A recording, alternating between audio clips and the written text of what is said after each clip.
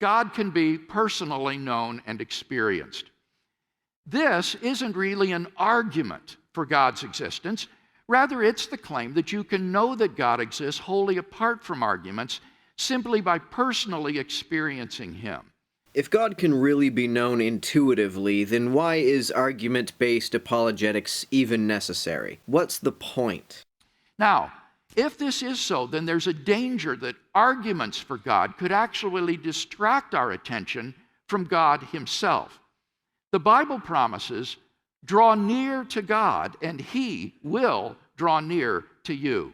We mustn't so concentrate on the external proofs that we fail to hear the inner voice of God speaking to our own hearts.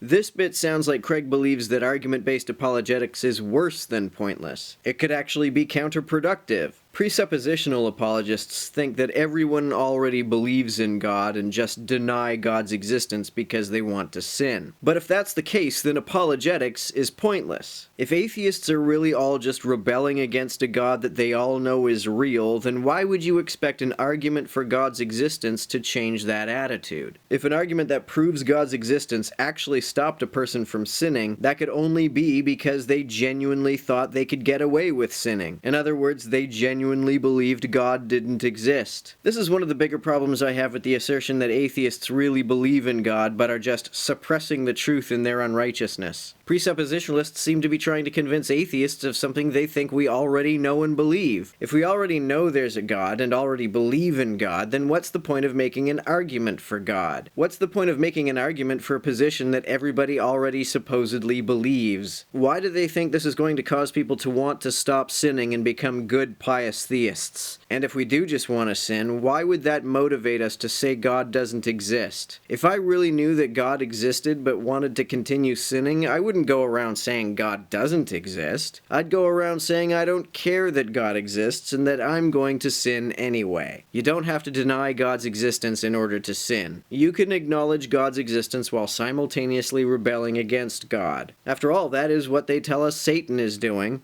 Also, it turns out William Lane Craig is really David Lee Roth.